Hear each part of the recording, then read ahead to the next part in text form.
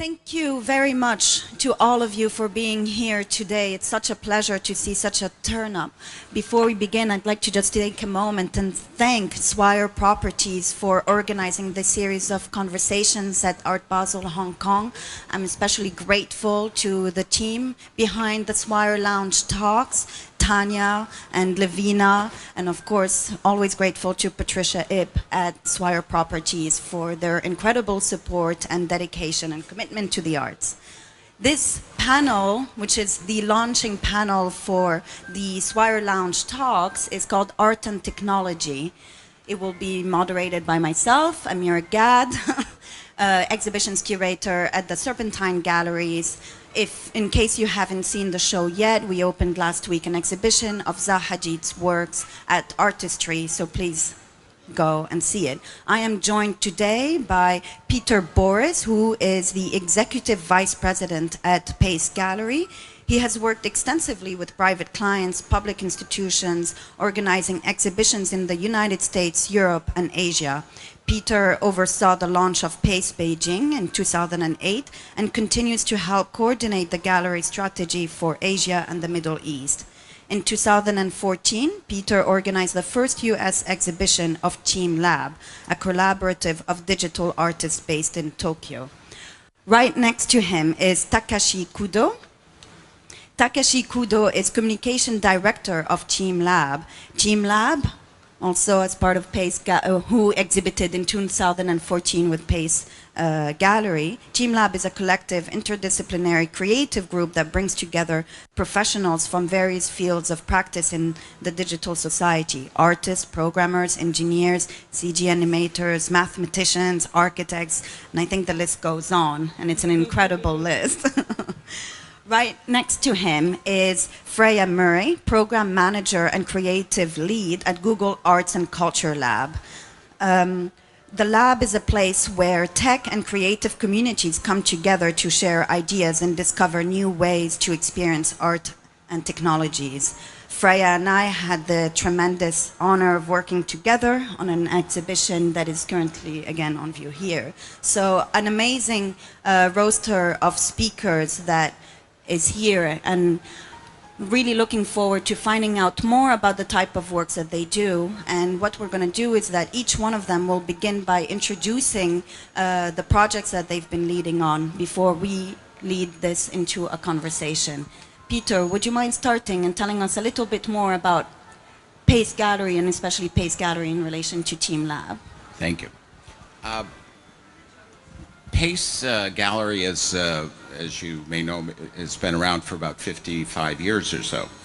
And we have now become very engaged with the idea of where art is going and how technology is affecting it, or the direction that it's pushing it more clearly. Art is something that is not practical. It's emotional, it's intuitive, whereas technology is something we use based on science, but it is practical. So the mixture of those two things becomes very interesting. And if you put art on top of technology, it can create a very different animal, and that's what Team Lab has done. There's the thing that really makes them unprecedented is the scale with which the amount of technical skill and invention that they bring to the table in the service of art. And that's what's so exciting, and I don't think we've ever seen anything quite like it. It's sort of like when online news kind of supplants newspapers. And I think what we're seeing is a completely different frame to see art in, and Team Lab, I think, is the leader in that field. Hi. Sorry, my name is Takashi. It's actually as she said, we're like almost over 400 people. So it's a little bit small for this 400 people. So it's just only me I came today. And actually there is one more person, Kazu. But it's anyway. Today it's, I little bit want to explain it, like who we are and what we are doing, because it's most of you don't know what we are doing. So I made it some presentation sheet by, actually it's Google Drives. So this is, what we are doing. Oh, it's a little bit hard to read here. Oh, yes, can you show the... Actually, she explained that our team lab, it's a perfectly, so it's a... I'm going to skip it, that part. This is, our one of these artworks. It's called "It's a Flower and the People Cannot Not Be Controlled but Live Together." That is the titles. So this one is, like we made it like anonymous number of this flower. It's a projection inside the rooms, and there were it's born and it's bloomings everywhere. And it's, actually, it's not bloomings, but now, yeah. Yes. So it's they were like like a life cycle. They were born and it's growing up and die, and we cannot control. They're based on algorithms. So what we can do is an audience is gonna enter into these rooms, and if you touch the wall, or if you move the forest, you can kill the flower. It means the flower gonna die. I think it's one of the most beautiful moment for it, at least for the Japanese peoples. So it's like you can kill the flowers, and if you didn't move the flower, it means a new life. It's gonna showing up around you. So you're gonna be one part of it in the artworks. That is this artworks. So we can do next. Yes. So this artworks was its debut in New York, 2014, at the Japan Societies. Around that time, we thought nobody know us. So we had an opening party in there, and too many people came, more than we expected, and too many people inside the rooms. So people kill the flower immediately. So it's almost 5 minutes. It's no flower inside the rooms like this. And then one person came to me, and he asked me maybe too many people, and we should go outside of these rooms and make a space for the other people. And he left with other people, and then new flower gonna showing up, and and everybody become very happy. It's so, I don't know, it's very like a special moment for the people inside of this space, and it's especially for us too. Another story. This one is the most famous, artworks, paintings. My favorite too. This is, like Mona Lisa in Louvre museums. Everybody knows this one is, the perfections and the beauties, and a lot of the crowd in front of the artworks. And when we talk about some Mona Lisa, we're talking about some of the perfections and its beauties, but nobody talk about some other crowd, other audience. Most of the time we think it's annoyed with other peoples, because of the we think it's relationship between an art and its audience going to be one by one. We cannot change the artworks because of that. This is an object. It's an audience and its artworks. It's completely separated. But in our artworks, actually we showed in Pace London until 11th of March.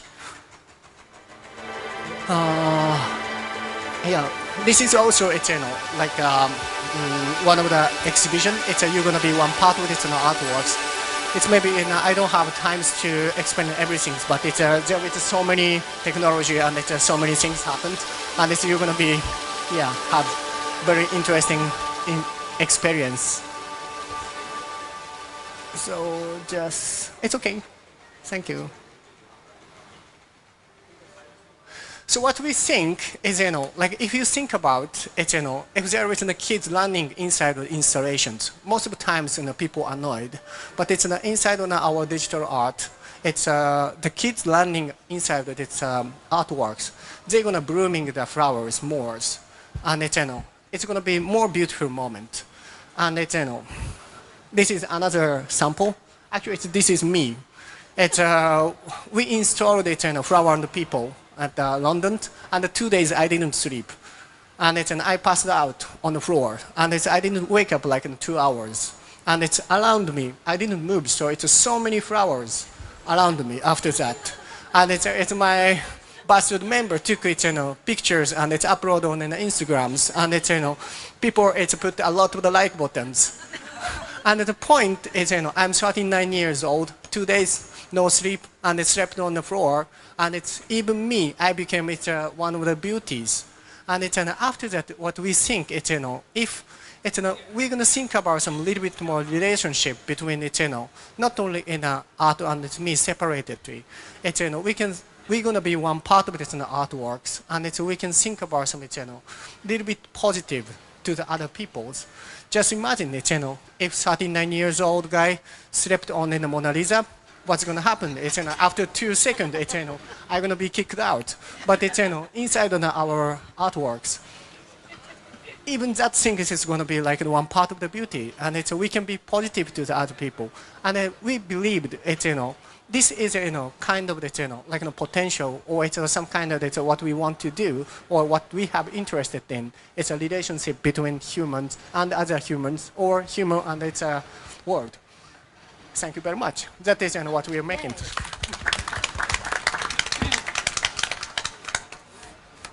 Hello.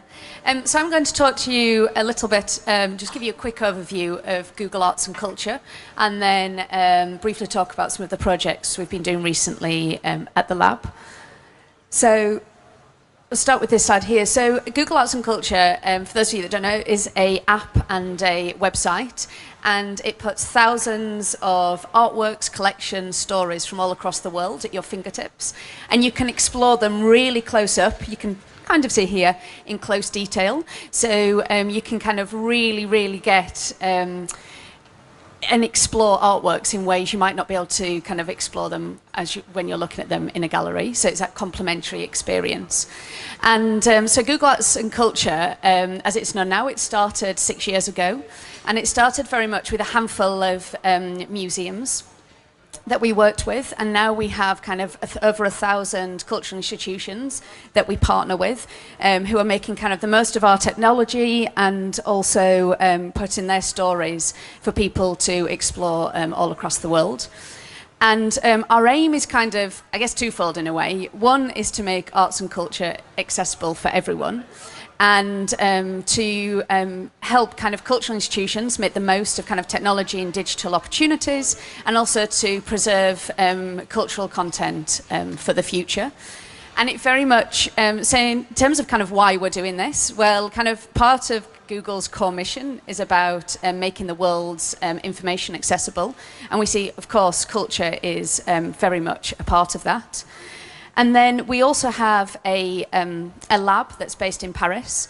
And I guess as kind of art and technology both kind of define and continue to reshape the world in which we live, at the lab, as Amira mentioned in the introduction, is we kind of bring creative communities and artists and tech communities together to explore and experiment and craft kind of new bridges between technology and culture. But it's always very much driven by, we see ourselves as kind of a facilitator, and it's very much working with the experts and driven by how technology can enable either to access artworks or to kind of experience art in new ways, and seeing it very much as a tool rather than, we don't see ourselves as the creatives in the process. Thank you. Thank you very much to all of you for introducing the type of work that you do. It's extremely fascinating. I think one of the first things I'd like to talk to you about is how can technology contribute to an appreciation of art. And it seems to me that with Google Arts and Culture and with Team Lab, there are almost different strategies, even just looking at the projects that you've introduced.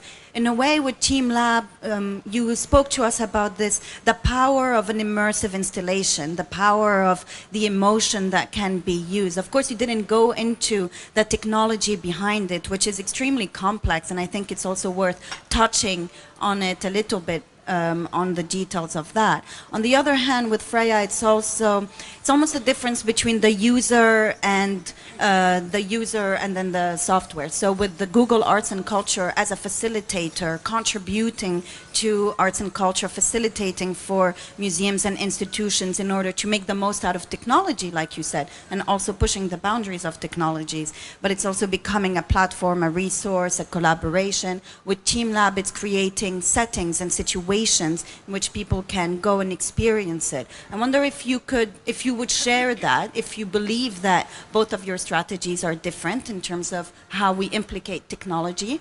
Is anyone willing to tackle this question?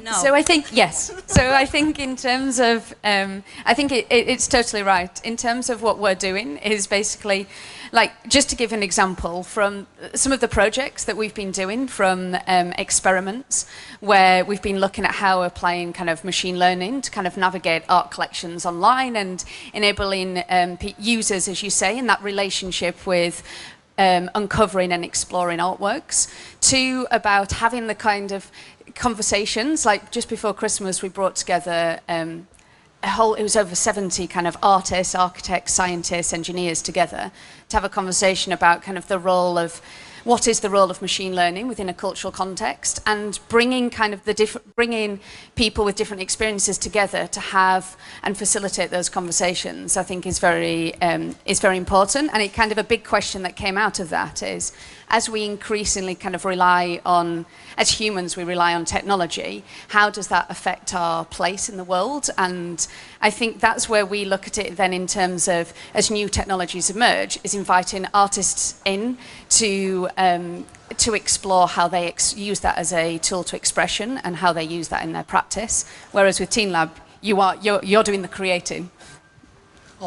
Okay. So actually, it's from our side. This is my personal answer. We are 400 people, so maybe there is another opinion too. But it's what I think is like the most biggest difference from like in Google or it's Silicon Valley's and it's TeamLabs is like when we make some output, there is something we want to explain, and we're gonna use digital or technology for that, and it's most of the times today it's a digital or it's a technology it's gonna use for how to extend over the humanities, like like how to use like extend over our brains, or it's how to extend over our eyes, or it's how to extend over the human itself, we think. And these things it's quite, there is already like very smart people going to do that in the Silicon Valley.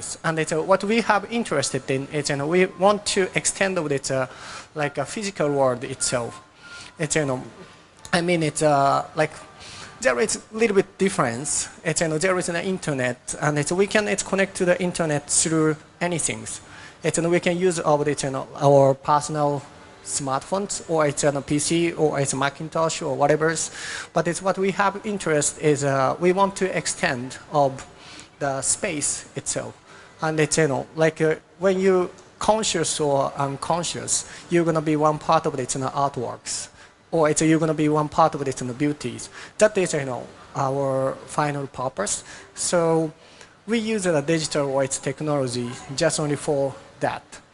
So but anyway, we use a lot of technology or digital from Silicon Valley. It's as well we make in Google. Yeah. I think it's the emotional connection. It's the emotional connection that artists bring and how they use. They don't have to, but if they're using technology, how that kind of is used to express the world and the world in which we live. And yeah, as you say, it's very much that we just provide the tools and the space. Yeah, I think you're two different animals. Yeah, totally. Really. But we can live together. But technology, technology helps us navigate the world, and I think art suggests what it might be coming out of the imagination from an irrational source, in the artist. So one is about distribution, the other is about experience. And what we learned about in the exhibitions that we've done with TeamLab is that people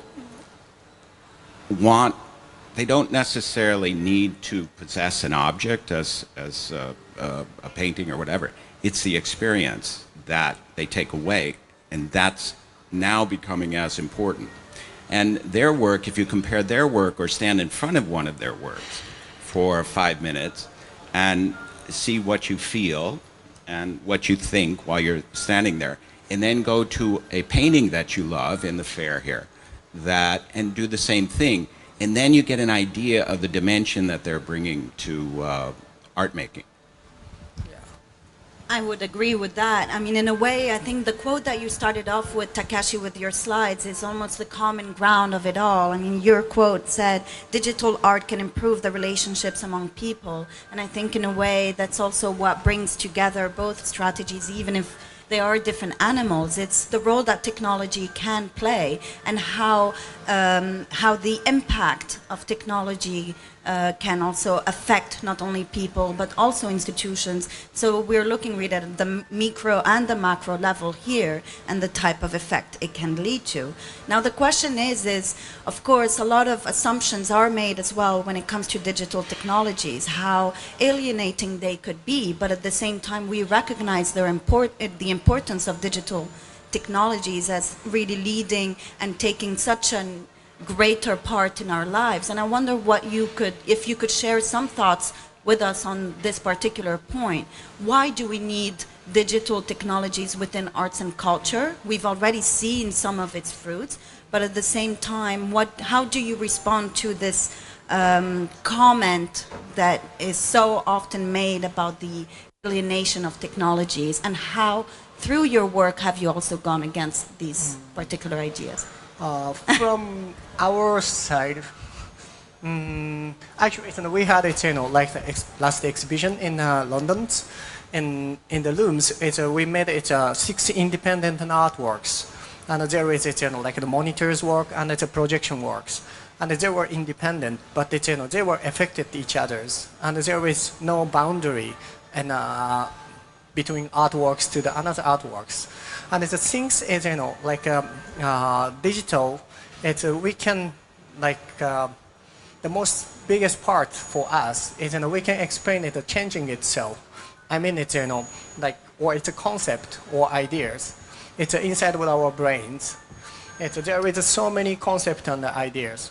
But it's, when we try to explain it in our concept idea in physical world, we had to use it as some kind of physical materials. We needed some paint, or we needed to have it in a canvas, or we needed to have it in iron, and it's using the sculptures. And it's a material has boundary. And it's when we try to explain something, it's using by material, it's gonna be some boundaries. But it's like a digital or it's a technology. There is no boundaries, as like the inside of our brains. And it means that we can explain it, expression itself. It's always in our idea or its concept is changing, and it's affected each other. If I got it's a new idea gonna affect it. It's my old ideas, and it's always changing. And the point it's changing. We can explain by digital, and it's quite much meaning for us. It can be answered. I think also, like, well, we talk, it comes up a lot about kind of art and technology and what it means in terms of the two together. But I think, we all know throughout history, art has influenced technology, and likewise, technology has influenced art, and they've both innovated each other. And I think they have a very intrinsic relationship in that both are kind of push humanity forward.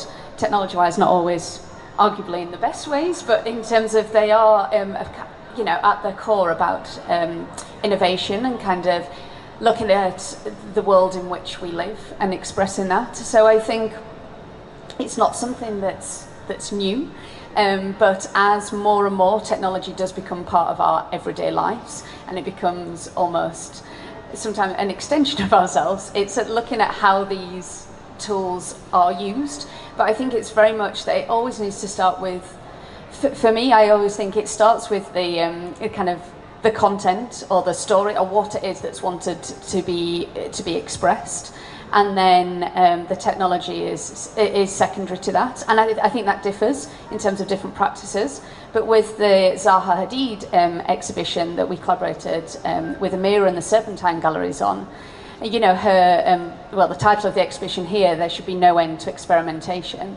When we kind of collaborated on this, it didn't start that we were like, we're going to do a VR, a virtual reality piece. And I think that would have been a really wrong way, and I think where sometimes things go wrong to start with the technology. It was very much that, okay, she said there should be no end to experimentation, and is there something interesting that we can explore here?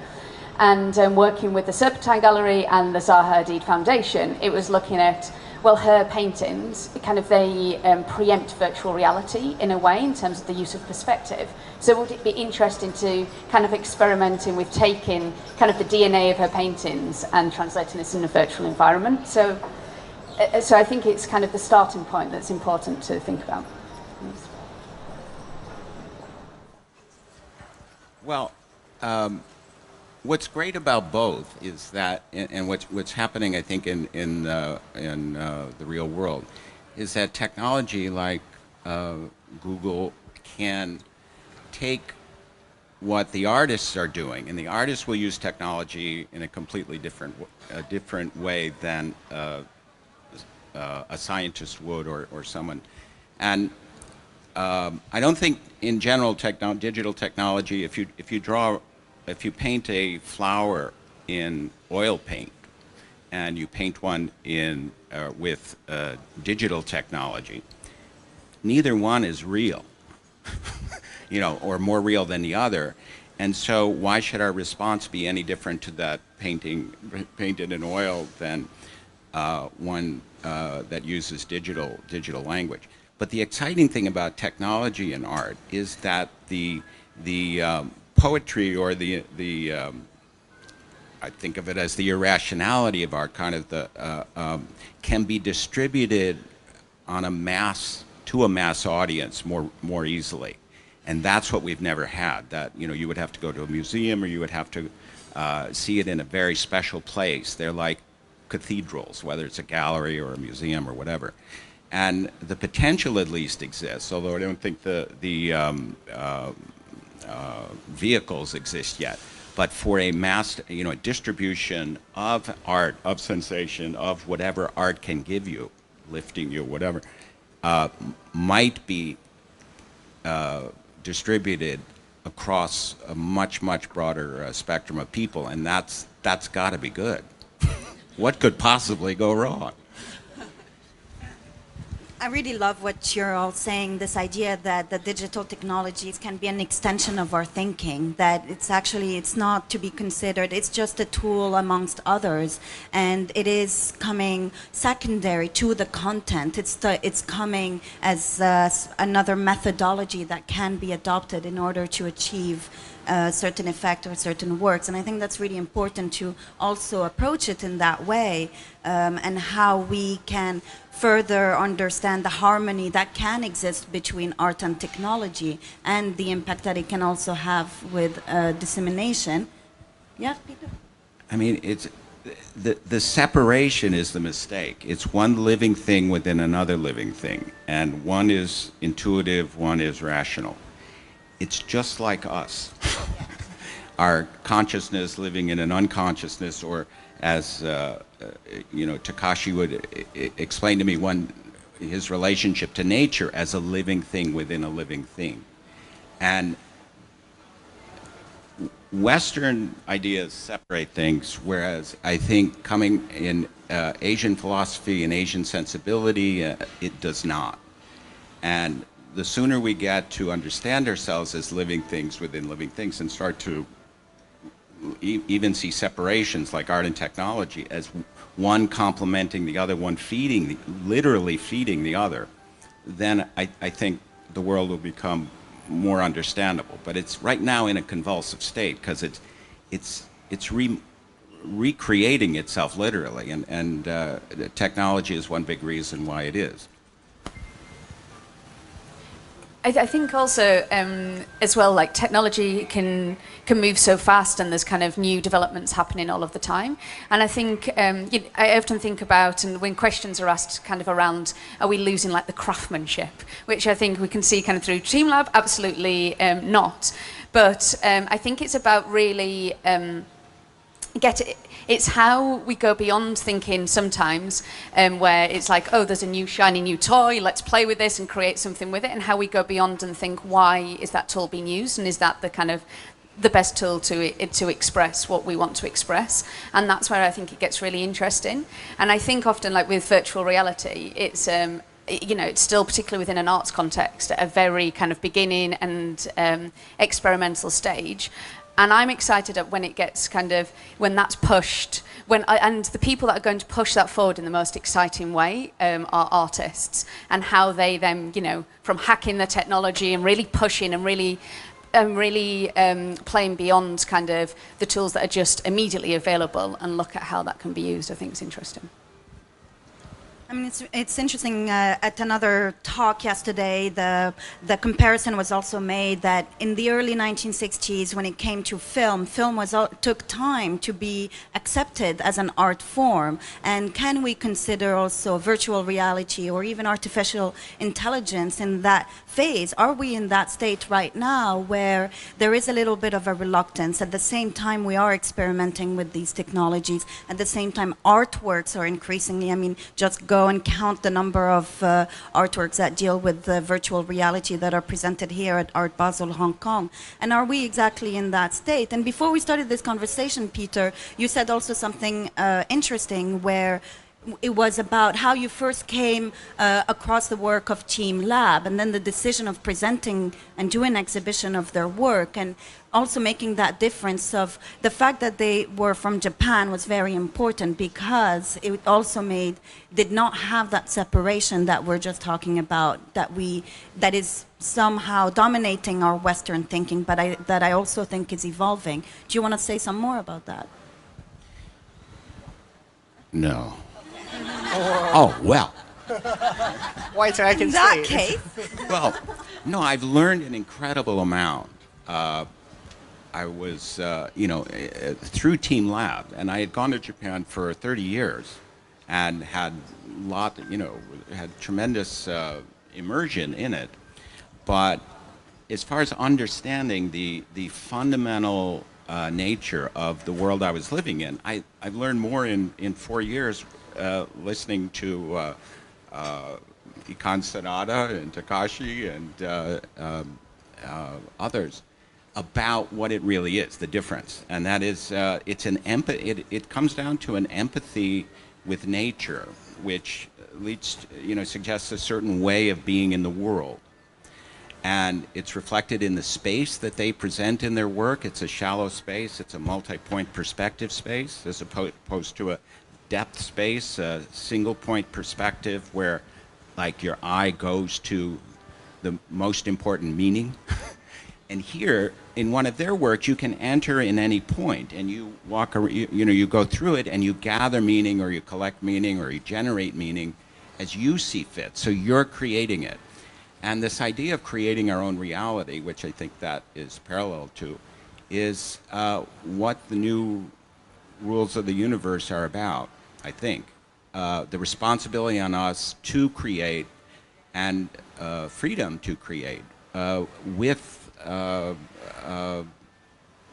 the idea of seeing the world in a new way, not through the lenses that we've seen it since the beginning of civilization. It's not going to be different from, we are humans, we are animals. We've been evolving for 2 million years, and that still lives in us. But on that irrational, instinctive base is a highly rational and extraordinary mind that has revolutionized the world, particularly the last, since Darwin, really. And it's extraordinary how we are redefining our world, the nature of the universe over the last 250 years. This is now, we're going into hyperspeed as technologies improve and increase and become more powerful. And it has to be that art which is telling us how the world feels to the artist, and we all learn through that.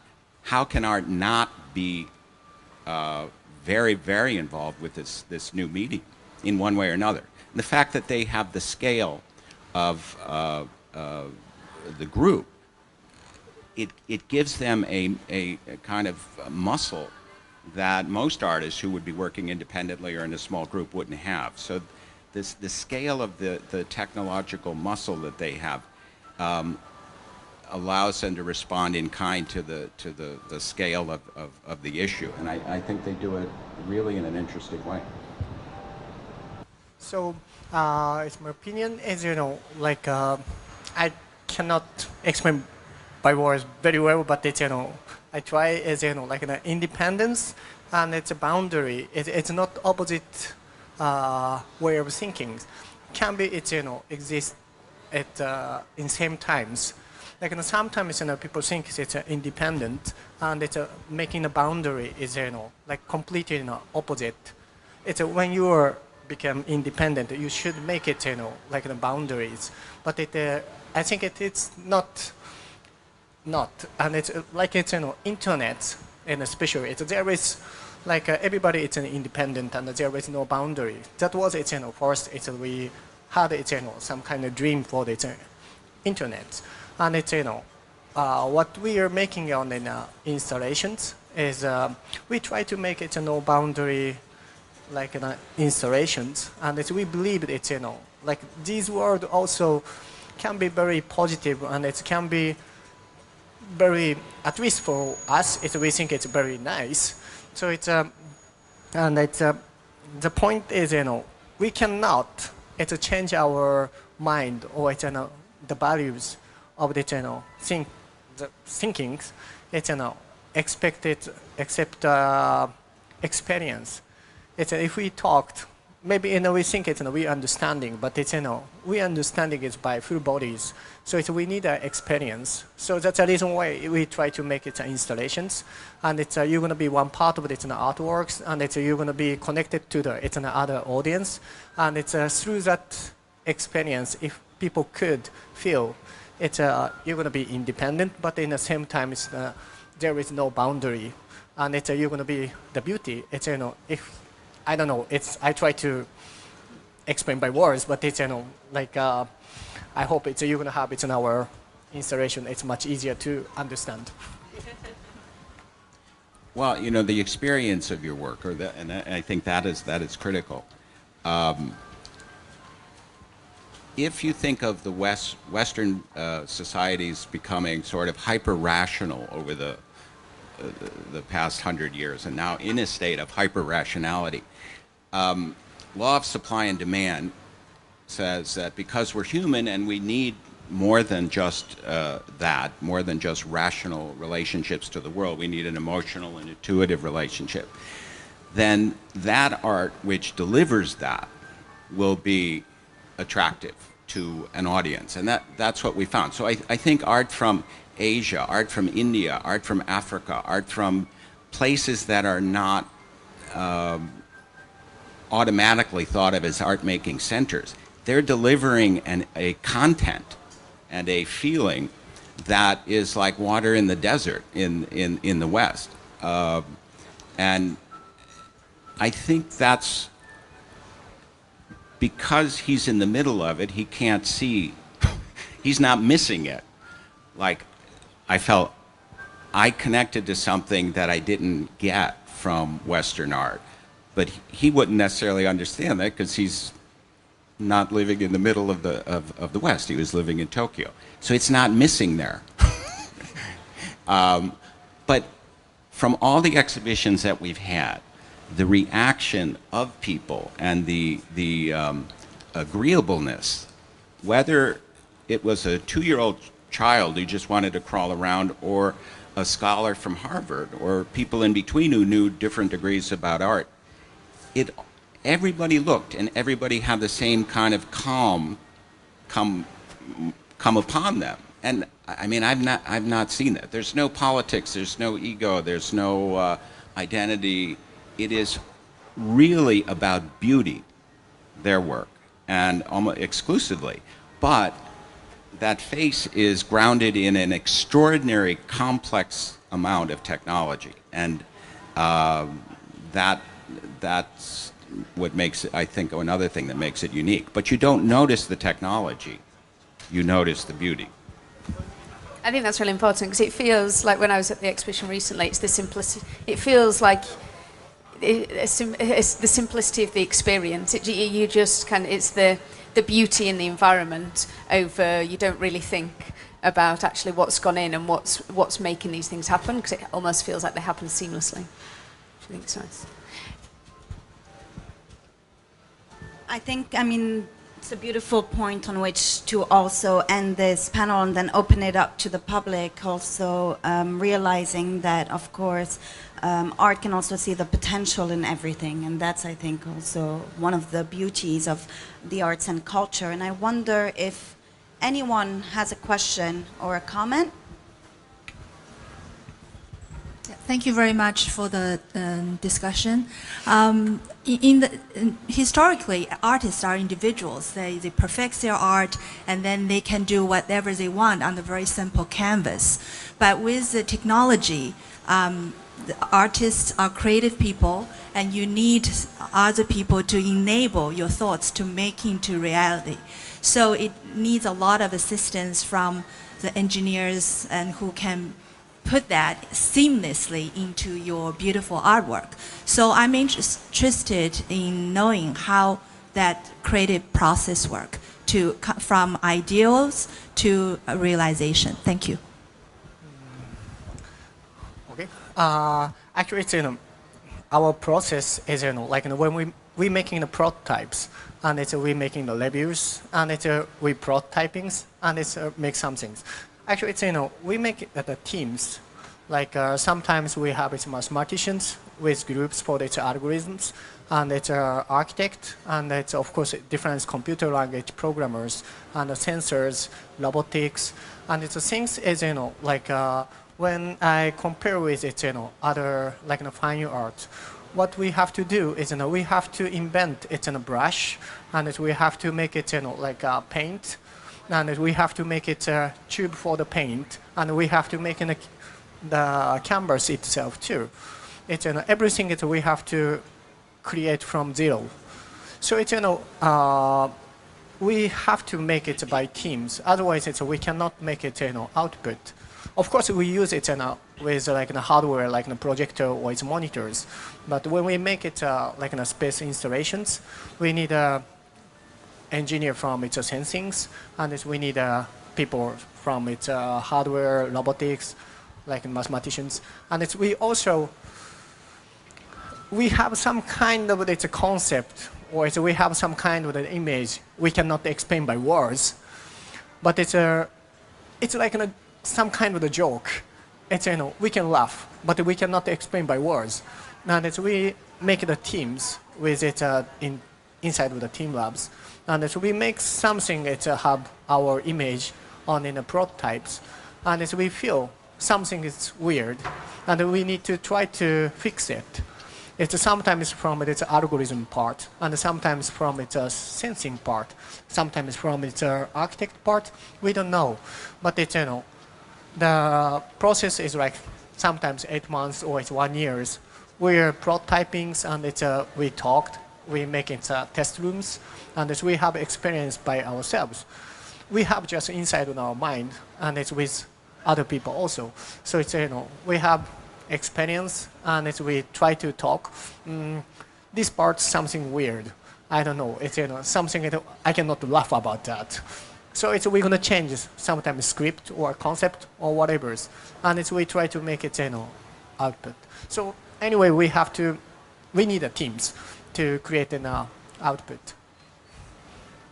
But I think it's like much cheaper than before, because it's like anyway it's like we are around just 20 people to create one like installations. But just imagine it's how many people try to create paint, and it's how many like factory try to make it like a brush, and it's somebody needed to invention of the tube for its paint.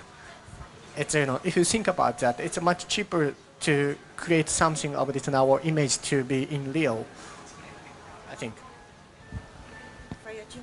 I was just going to say, I think in terms of, so some tools that are available is that artists can use those and still work very individually on kind of creating artworks. We've been working with Chow Fei and a project with Tilt Brush where we said, kind of gave the support in terms of this is the tool available and this is what you can do with it. And it's really interesting. So that was a few months ago. And speaking to her yesterday, she said she started now kind of really using that more in her practice and has kind of familiarized herself and really kind of developed her craft of using that as a tool. And I think it is interesting, this point around actually where you may want to, an artist may want to express something but need kind of engineering input or a different input. And I think that's where that's interesting, is around kind of the conversation and the language, because I think language it's interesting when we did this, kind of had this conversation around machine learning, and we had this artists and engineers in conversation where they asked each other, just asked each other questions from kind of different perspectives. And I think it's about finding that common language, which does present challenges for, I imagine, for some artists and and engineers. And it'll be interesting in terms of how that evolves.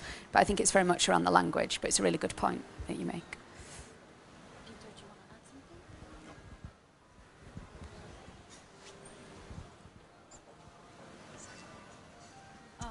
Hi, thank you.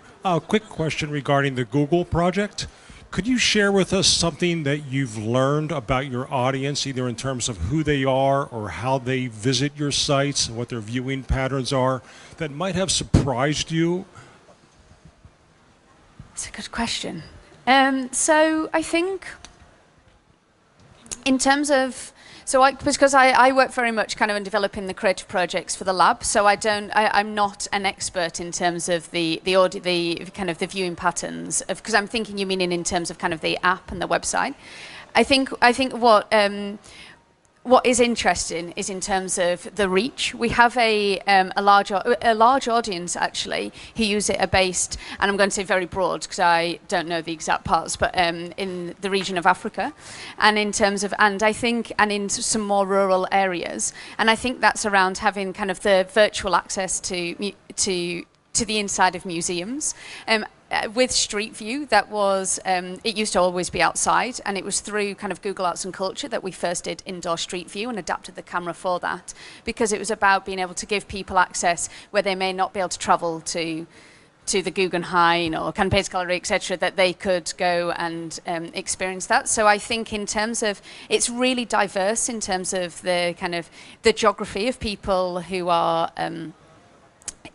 kind of visiting the site. So there's from that angle. And then also from being able to get really close into paintings offers people who, so curators obviously for, are experts and at this, but enabling kind of anyone to just explore further into a painting than they may have already done so. So you get a lot of people who are kind of interested, so obviously people who are interested in arts and culture, but haven't necessarily trained in it, who are interested in kind of finding out more. So it's quite a broad answer, but hopefully that kind of answers your question. So this is a question for Peter, because you brought in an interesting point about art from India. And I actually come from a technology background, but I'm trying to work a lot with folk artists from India. And these are artists who, for hundreds of years, literally, their families have been in these traditional art forms.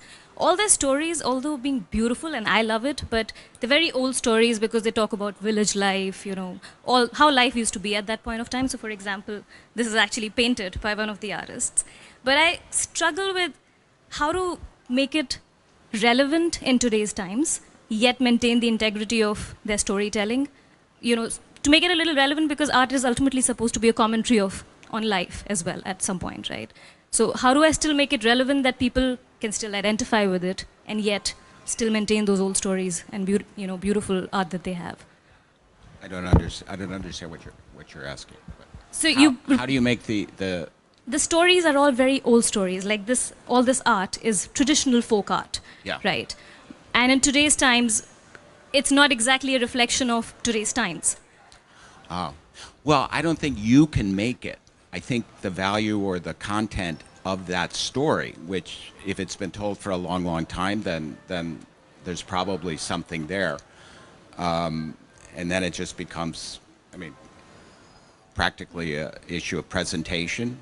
But it's the content, and from India, I would say it's the spiritual content. I mean, what the issue, it's hard to export India to the West because the whole structure, the whole system of gods and legend and is very different from Judeo-Christian. So, I mean, it's a language thing. But once you get into it, it's extraordinary, man. And the vitality, and I mean, basically inventing religion. You know, back, you know, one of the first. It is very, very powerful.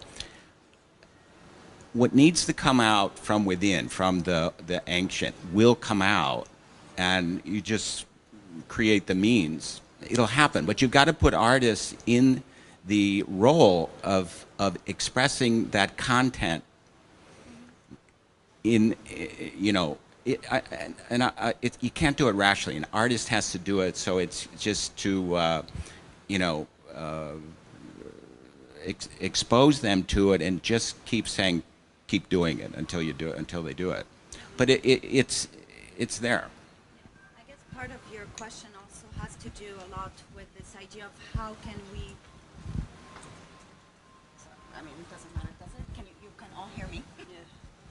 I guess, correct me if I'm wrong, but maybe part of your question also has to do with how can we increase an understanding on these traditions and folkloric traditions that you have in India, and can technology also contribute towards making it not only accessible and gaining an understanding on it, but also providing a platform where this can continue to exist. And I mean, one of the ways in which I would suggest to answer this also has to do with one of the 3 missions that, for instance, Freya mentioned about Google Arts and Culture, and it's this idea of preservation. And I guess this would form also one of these tools in which that can continue. Correct me if I'm wrong. Any other questions? Last one? Okay, I'm sorry. Okay. Can we take these 2 and then we end?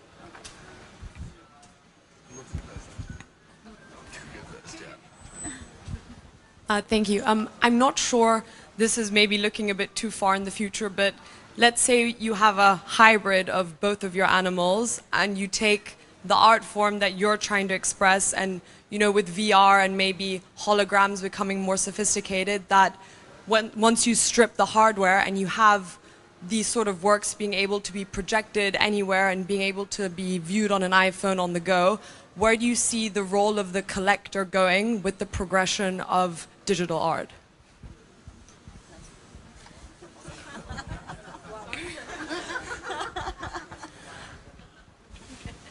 I think that we'll be selling tickets more than objects in the end, and or subscription or whatever. The vehicle for that delivery hasn't happened yet, because it's got to deliver the same buzz you get from looking at the Mona Lisa. You have to get an equivalent 21st century buzz from whatever it is we're going to, you know, artists are going to make.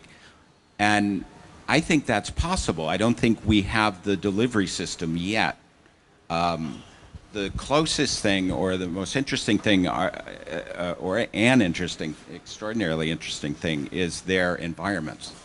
That you are immersed in an experience that, you know, is more than just your eyes. It is a multi-sense thing, which that's ultimately where we're going. I mean, we have all of this sensation or sensory data coming in. We're aware of only a tiny bit. Just think of, well, that's another discussion. I mean, is it going to be about intellectual property in the end? Is it, can we rent and buy it? Is that what's going to be collectible? maybe it won't have, maybe it won't be an elite, very, very expensive thing. Why should it be? Why shouldn't, if you had an art, something we called art, that delivered the way that great art always has in terms of emotional connection or intellectual satisfaction. You know, if it's priceless, if it's $1 billion, fine. If it's nothing, fine, as long as we have it. But I think we would be better off if, perhaps collectively across the world, if everybody had access. That would be, I mean, that's one, and I think, well, that's not going to happen. There will always be art dealers. Yeah. But I think that's where we're heading, and that's one of the great things that Google is doing. I think in terms of, though, in terms of kind of, so I think there'll be different types in terms of art that's, say, let's call it digital art. But then in terms of kind of traditional paintings and things, I mean, I don't know about you, but there's nothing that beats tangibly seeing a painting up close.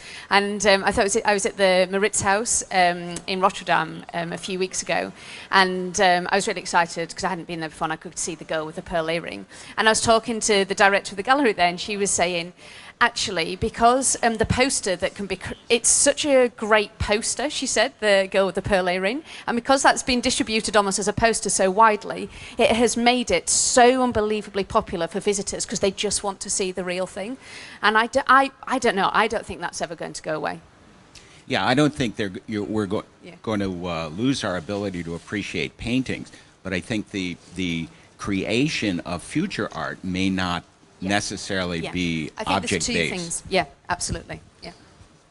Final question or did you change your mind? I changed my mind, but I guess we've been talking about digital art since the 1970s. Like, digital art is nothing new, and collecting digital art, you know, has also been going on around that time. 10% of all digital works that are sold, 10% of the entire art market is based on digital art, and you know, it's a market that is growing and you know, strengthening. My ideas are more about kind of the importance of the support of the gallery and also organizations like Google to look at funding independent projects, things that aren't part of the traditional system that we see based in the forum at Art Basel, and looking at what Google are doing to support independent projects that are not just happening in physical spaces, but that are happening in sort of on websites. You know, you hear about artists who are developing galleries online, you know, such as Tumblr or independent websites that are happening all around the world. So, what is your organization doing to support these independents who are actually, to be quite honest with you, a lot of the time it's at the forefront of what's going on beyond the marketplace. No offense, but that's a reality. Yeah.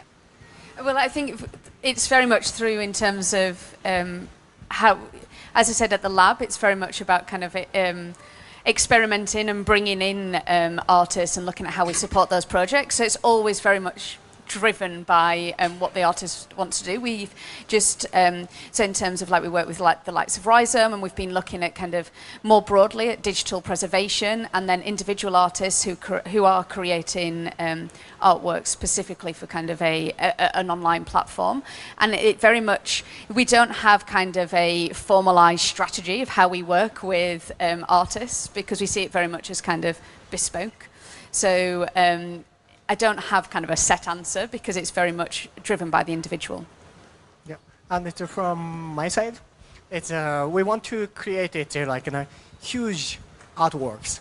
As like it's, you know, we want to make it like cities, and it's made by it's a digital art. And if we could live inside with it, you know, that like that digital cities, digital art city, we can be. It can be very positive to the other peoples. It's, for example, in Tokyo, now it's like too big and it's complex and it's fixed. We think it's, we cannot change. It's almost, it's a perfect, it's in cities. So it's, we're gonna be, it's a little bit negative to the other peoples, but if we could make it like city itself by digital art, and it's the people living inside of there. It can be one part of its artworks. Maybe we can be a little bit positive to the other people, and it's, that is what we want to do, but we don't have so much budget. So it's if Google and it's, some people We've inside got our of next this, project this, sorted. however, it's we're very open for this supporting, and it's, at least we want to make that. This is all the time that we have today. You have been such an wonderful public. Please give a round of applause to our wonderful speakers.